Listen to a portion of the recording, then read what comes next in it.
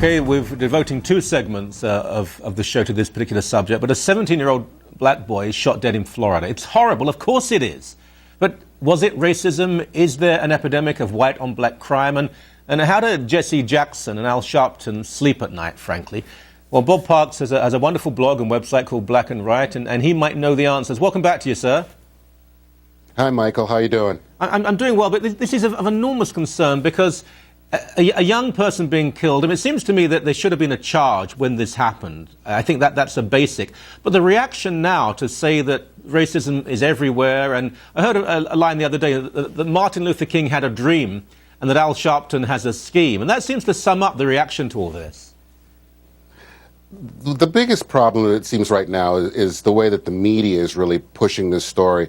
The very first media job that I had was an investigative reporter for the Guam Tribune, in which case my editor told me that it's the media's job to report the news and not incite it. What's going on right now is some serious media incitement because it meets their template. Ask any punk journalism student what they want to accomplish in the business. They don't want to report the news. They want to make a difference.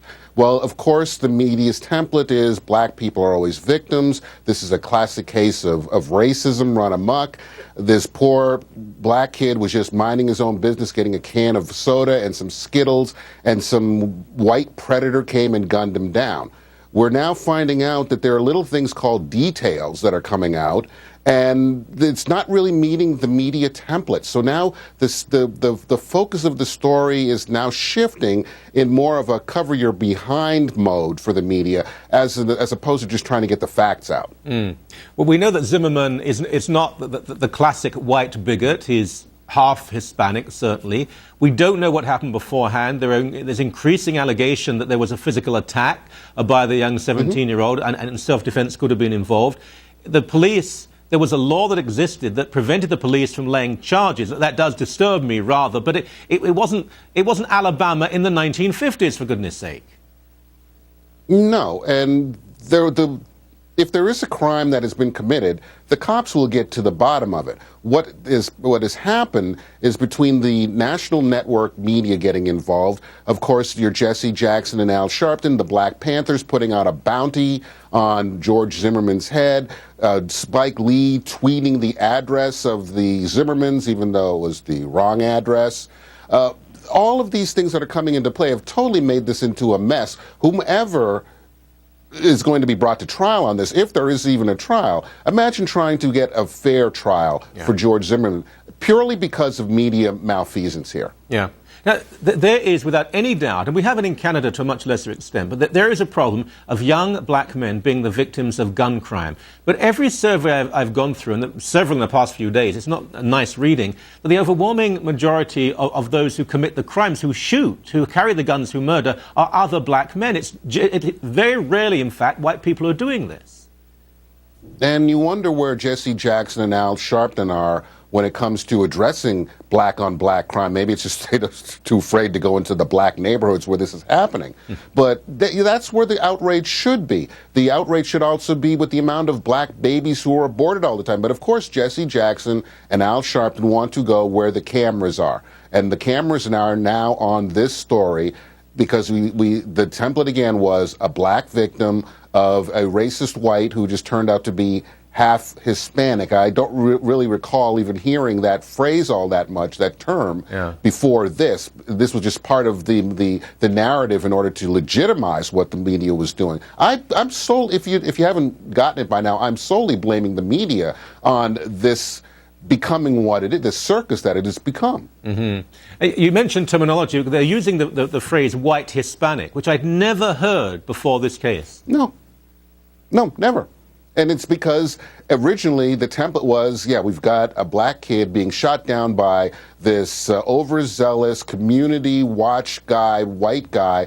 Whoops, he's Hispanic. Well, we can't really call him Hispanic because let's call him white Hispanic. They're making this up as they go along.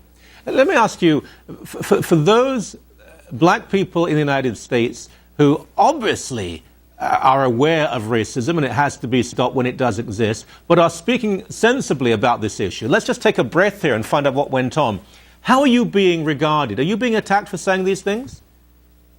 Oh, no. And if I was, I wouldn't care because I've been at this for so long. Right. The facts of the case haven't really come out. Everything is being changed. I mean, for example, ABC News just came out with some video yesterday, sort of in their cover your behind mode, showing George Zimmerman being led into the police station with no blood on him. And so they're saying, see, that's what we told you. He wasn't really hit.